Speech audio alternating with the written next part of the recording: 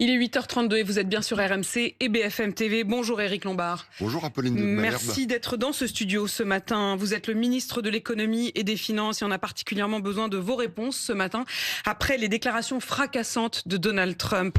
On va parler croissance, chômage, inflation. Quelles conséquences pour la France et pour les Français? Emmanuel Macron qui parle d'une décision brutale et infondée. Première question, est-ce qu'on peut encore y échapper? On va tout faire pour y échapper. C'est une décision qui va d'abord toucher le peuple américain. Je veux que chacun comprenne bien de quoi il s'agit. Donald Trump veut taxer les importations aux États-Unis, toutes les importations de l'Union européenne, c'est-à-dire 500 milliards d'euros de produits européens qui vont chaque année aux États-Unis et qui seront frappés d'une taxe de 20%. Quelle va être la conséquence? Première conséquence, ça va augmenter le coût des produits vendus aux États-Unis, donc ça va augmenter l'inflation, ça va baisser le niveau de vie des Américains, qui d'ailleurs commencent à râler. La bourse à New York hier a baissé très fortement, beaucoup plus fortement que depuis toutes ces dernières années. L'impact qui, dans un premier temps, va être moindre en Europe, c'est que nous allons moins vendre de produits. Et donc, c'est malheureusement une difficulté pour nos entreprises, pour les exportateurs qui sont très nombreux et que nous allons naturellement accompagner. L'attitude habituelle de Donald Trump, c'est un négociateur. Il a mis sur la table une proposition qui est agressive. Nous allons y répondre. Il y a de nombreuses réunions de l'Union européenne à partir de lundi, notamment les ministres de l'économie et des finances, les ministres du commerce extérieur, afin de construire une riposte qui doit être proportionnée, mais qui doit nous conduire à la table de négociation. Nous avons un premier espoir, c'est que cette négociation, où on négocie d'égal à égal, moi je veux rassurer les personnes qui nous écoutent. D'égal à égal, mais vraiment? Oui, l'économie européenne est une des plus puissantes du monde. Nous sommes les premiers investisseurs l'un chez l'autre, et en matière de flux d'exportation, notamment en matière de services, les sociétés américaines de services gagnent beaucoup d'argent en Europe. Donc nous avons tout à fait les moyens de négocier. Dans un premier temps, pour obtenir, si possible, un désarmement avant l'application. Alors ça me semble effectivement peut-être un peu optimiste. Puisque les premières applications auraient lieu à partir de demain. Elles vont avoir lieu très vite, mais obtenir un désarmement le plus rapidement possible. Le dialogue se poursuit en permanence. Il est mené par le commissaire européen Maroš Šefčovič, par tous les ministres qui se parlent en permanence, le président de la République qui parle mais Éric Lombard, vous dites à la fois riposte et renégociation. D'abord, pour qu'on soit bien clair, vous n'empêcherez pas l'application immédiate. On ne peut pas empêcher l'application immédiate, parce que c'est des droits de douane qui sont perçus aux frontières des États-Unis. En revanche, la riposte, elle peut être très vigoureuse et il ne faut pas qu'on riposte exactement avec les mêmes armes. Parce que si on fait comme les États-Unis, c'est-à-dire si on applique des tarifs, des droits de douane à toutes les importations américaines, qui sont considérables, on parle de 350 milliards d'euros pour toute l'Union européenne, on va avoir aussi un effet négatif en Europe. C'est-à-dire que nous aurons aussi l'inflation qui augmente. On aura aussi l'inflation et la baisse. Donc on va riposter sur un certain nombre de produits sur lesquels on risque pas de désorganiser les chaînes de valeur en Europe, et en revanche on aura un impact aux États-Unis. La question la question des produits numériques d'abord, est-ce que c'est celle-là qui est sur la table? On est en train d'en parler, et dans ces cas-là, il faut que la riposte, elle soit rendue publique au moment où elle est complète. Donc, vous regrettez que ça a été évoqué hier. Pour l'instant, vous dites, on négocie, on réfléchit, on annoncera quand c'est fait. Je ne regrette pas que ça ait été évoqué. C'est un signal qui a été adressé à nos amis américains. Mais on travaille sur un paquet de riposte qui peut aller tout à fait au-delà des droits de douane, de façon, encore une fois, à amener les Américains à la table de négociation et d'arriver à un accord équilibré. Ça veut dire quoi, au-delà des droits de douane? Qu'est-ce qu'on a d'autre comme outils? Eh bien, on a des outils de réglementation sur des éléments que je ne veux pas détailler, mais ça voudrait dire que potentiellement vous pourriez dire de certains produits qui ne sont plus aux normes et qui ne sont donc plus acceptés dans l'Union européenne. Les normes, les échanges de données, on a des outils fiscaux, et l'avantage des outils fiscaux, c'est qu'ils peuvent toucher des entreprises, mais pas des secteurs entiers, et ils n'ont pas d'impact sur le coût des produits en Europe. On veut vraiment protéger autant que faire se peut les citoyens de l'Union européenne. Et d'ailleurs, j'observe, on a fait des premiers calculs dans la nuit d'avant-hier à hier matin, l'impact cette année sur l'Union européenne est bien moindre que ce qu'il sera aux États-Unis. Donc ça nous donne aussi un petit peu de temps pour nous adapter. Le président de la République hier avec le Premier ministre, nous avons réuni les filières, nous allons accompagner les entreprises pour que dans cette période très difficile, c'est un moment historique que nous vivons. Depuis la fin de la Deuxième Guerre mondiale, on était dans un système où l'économie mondiale s'ouvrait ce qui a bénéficié au développement des produits et à faire baisser le prix des produits. Il y a une inversion massive, historique de ce cycle. Nous, on veut profiter de ce moment pour remettre la situation à l'équilibre dans notre relation avec les États-Unis. Est-ce que c'est la fin du libre-échange ? C'est une question qui est posée. Le libre-échange visait à faire baisser les droits de douane. Je veux dire que quand j'ai été aux États-Unis avec le président de la République il y a quelques semaines et que j'ai parlé avec mon homologue, il parlait encore de faire baisser les droits de douane. Le libre-échange, il a permis le développement de produits très compétitifs au bénéfice des consommateurs. Au bénéfice des consommateurs, mais ne l'a-t-il pas été aussi au détriment des travailleurs ? Est-ce qu'au fond, quand Donald Trump fait ses déclarations devant un parterre d'ouvriers, est-ce qu'il a complètement tort sur cette question-là ? Il me semble que les deux questions sont pas liées. La question de la répartition des richesses dans chaque pays dépend de politiques nationales. Et quand vous regardez ce qui se passe en Europe par rapport aux États-Unis, l'écart de richesse en Europe est bien moindre. On peut regretter que notre société soit pas plus égalitaire, mais elle est beaucoup plus que l'économie américaine. Et d'ailleurs, en France, la France est aussi un pays plus égalitaire en Europe. Donc c'est un sujet qui économiquement n'est pas lié à la mondialisation, il est lié à un autre sujet. Et s'il y a une démondialisation qui se traduit par une augmentation du prix des produits, comment voulez-vous que ça bénéficie aux consommateurs ? Avec évidemment la question de l'emploi. Et je voudrais que vous écoutiez tout de suite les mots de Patrick Martin. Il était ce matin sur BFM TV, le président du MEDEF, qui craint des centaines de milliers d'emplois menacés. On exporte de l'ordre de 50 milliards d'euros par an aux États-Unis.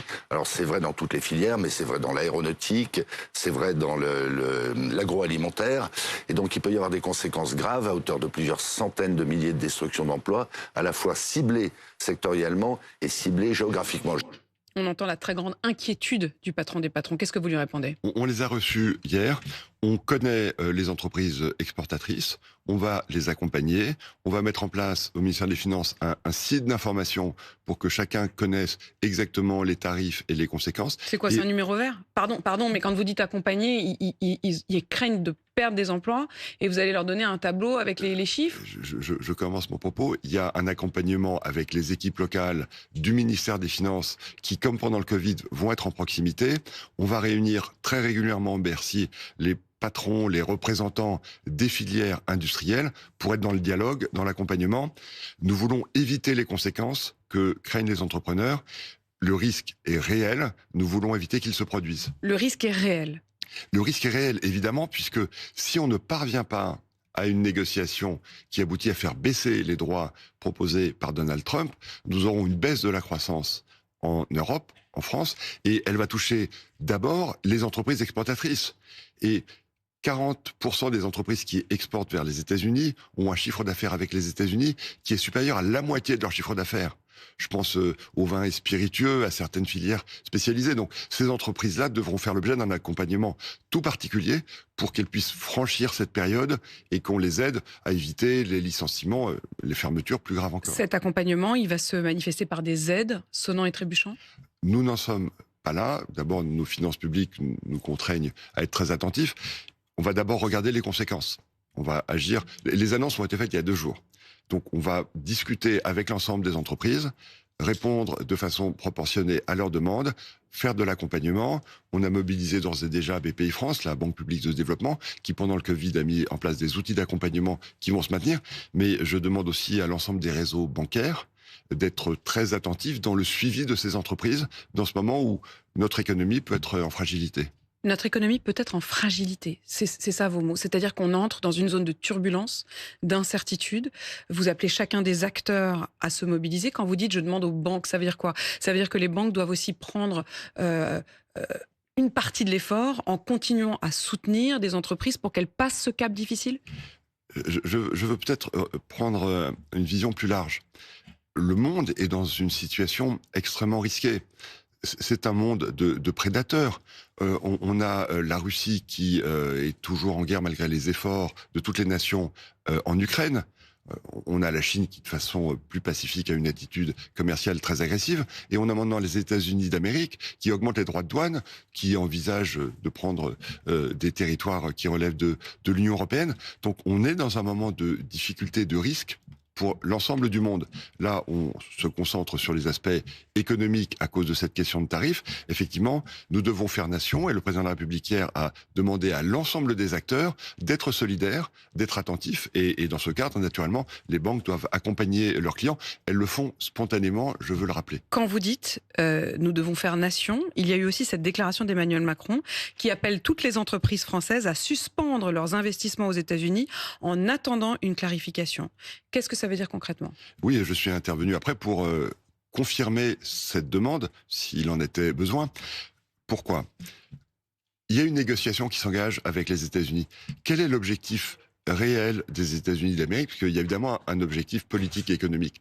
C'est de réindustrialiser leur pays et de contraindre les groupes à venir fabriquer aux États-Unis pour éviter ces droits de douane. De siphonner en gros les entreprises en Europe pour leur demander de produire directement aux États-Unis. Qui est documentée, il y a des textes, ils veulent effectivement siphonner l'économie du monde à leur profit. Nous ne devons pas nous laisser faire et pour ça nous devons être solidaires. Et pendant cette phase de négociation, il est clair que si une grande entreprise française acceptait de s'engager à ouvrir une usine aux États-Unis, ce serait donner un point aux Américains. On ne dit pas dans la durée qu'il ne faudra pas investir aux États-Unis parce qu'on va sortir de cette période de difficulté.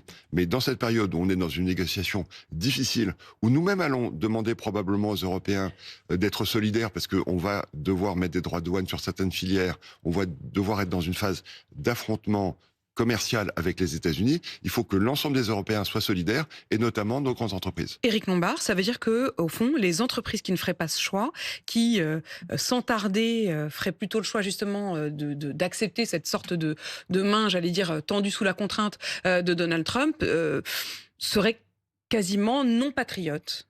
Je ne vais pas jusque-là. C'est quelque chose qui s'organise dans le débat public. Nous leur demandons, puis après, chacun jugera de leur attitude. Mais puisque vous avez dit, je leur demande de faire nation, si à l'inverse, elles y vont, c'est qu'elles ne font plus nation. Alors, je vais répondre positivement. Il y a un grand sentiment d'unité dans notre pays en ce moment, et notamment les entrepreneurs savent que nous devons, avec l'État, avec l'Union européenne, être dans cette négociation afin de la faire aboutir. Donc j'ai senti une écoute très attentive et très positive.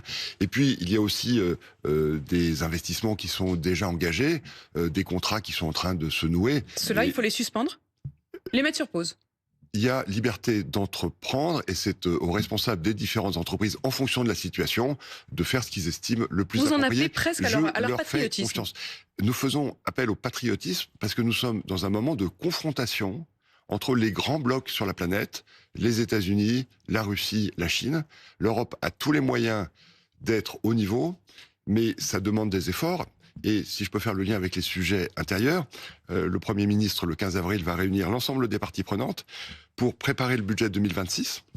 Nous allons aussi devoir, dans le cadre de notre politique intérieure, être plus solidaires, faire plus d'efforts, puisque le monde change et nous devons nous adapter. Nous allons devoir faire des arbitrages et faire des efforts. Est-ce qu'il faut comprendre qu'il y aura sans doute des hausses d'impôts ?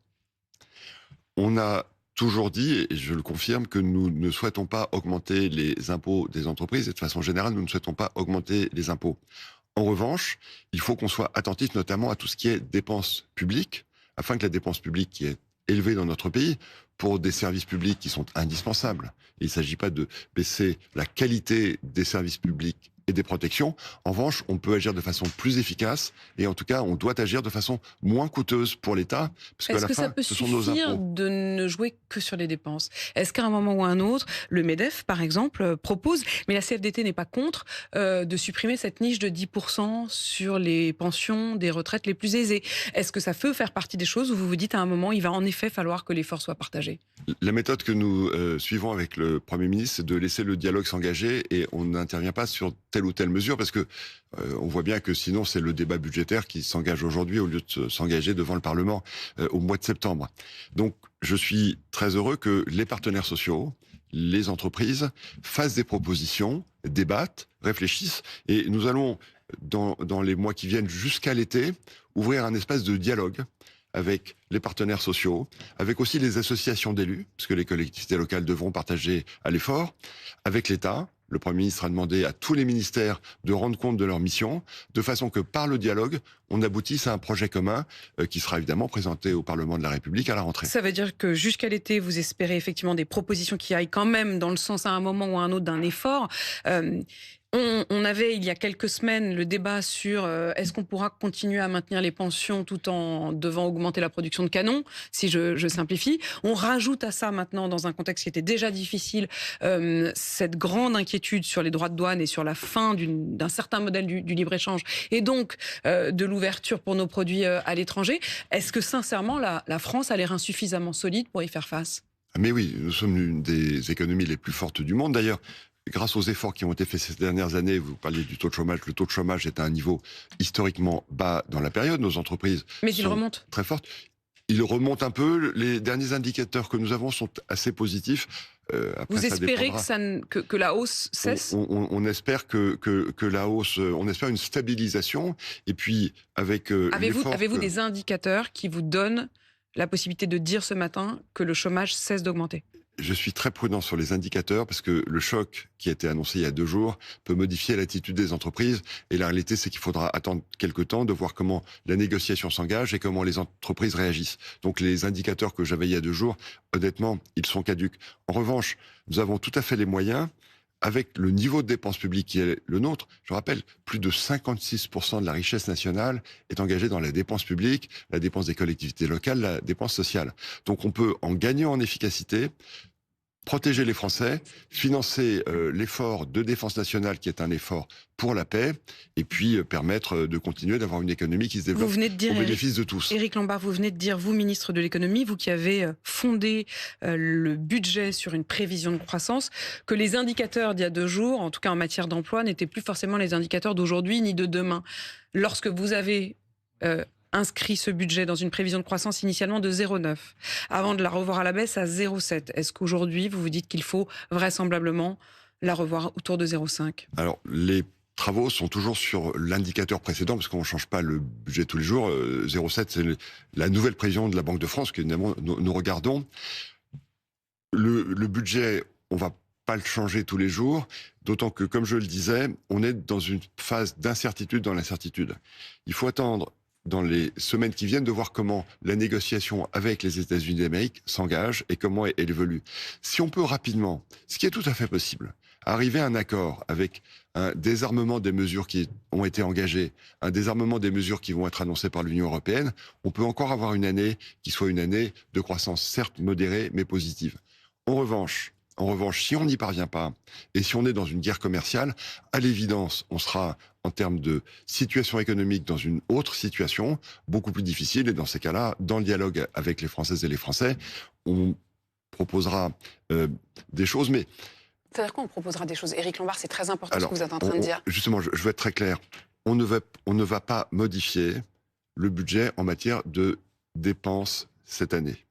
Les dépenses qui sont annoncées seront tenues, et même si la situation devait se dégrader, on ne va pas demander un effort supplémentaire. Mais comment vous faites ? En revanche, eh bien, la conséquence dans cette situation-là serait, c'est des décisions qui sont en cours avec le gouvernement, tout n'est pas totalement arbitré, mais la position que je porte, c'est que dans ces cas-là, probablement les recettes baisseraient, et puis le PIB baisserait par rapport à ce qui est prévu, ce qui dégraderait, sans rentrer dans la technique, le taux de déficit. Et je pense que dans ces cas-là, pour protéger les Françaises et les Français, il faudrait l'accepter. C'est-à-dire que la priorité, même si la situation se dégrade, c'est de laisser le niveau de dépenses publiques là où il était prévu, qui représente déjà un effort considérable par rapport à l'année dernière. Donc nous pensons qu'il ne faut pas accroître l'effort à un moment où on aura besoin à la fois de soutenir l'effort de défense et puis encore une fois de soutenir tous les Français. Ce que j'entends derrière les mots que vous prenez avec grande prudence soin d'énoncer ce matin, Éric Lombard, c'est que vous nous préparez à l'idée potentielle d'accepter de laisser à nouveau courir le déficit. L'important, je vais être très précis là-dessus, l'engagement que nous avons pris devant nos partenaires européens et devant d'ailleurs les marchés financiers, c'est le niveau de la dépense. S'il y a une variation trop importante de la production, eh bien effectivement, le taux se dégradera de façon transitoire. Mais il nous paraît important de contrôler la dépense publique et de la faire évoluer de façon stable. Donc effectivement, je ne souhaite pas, même si la situation se dégrade, qu'on donne un coup de rabot supplémentaire à la dépense publique. Ça aurait un impact négatif en réalité sur l'économie, sur les entreprises, sur les Français. Éric Lombard, comment on négocie avec quelqu'un avec lequel on n'est absolument pas d'accord sur les chiffres, avec lequel on ne parle plus le même langage? Quand on regarde son tableau, on ne sait même plus vraiment d'où sortent les chiffres. Comment on négocie avec quelqu'un qui a des chiffres délirants? C'est le mot utilisé par le journal Les Échos ce matin. On négocie parce que le président Trump connaît l'économie, la comprend et a bien compris qu'il imposait un droit de 20% sur tous les produits qui rentraient sur son territoire. Ce chiffre-là, il est très simple, il est très clair et ça a un impact négatif. Et le président Trump regarde la bourse de New York qui a baissé très fortement hier. Et donc la négociation que nous allons proposer, c'est revenez sur cette décision qui est nuisible à votre pays et nous, les mesures de riposte que nous allons présenter, dans ces cas-là, nous les reprenons.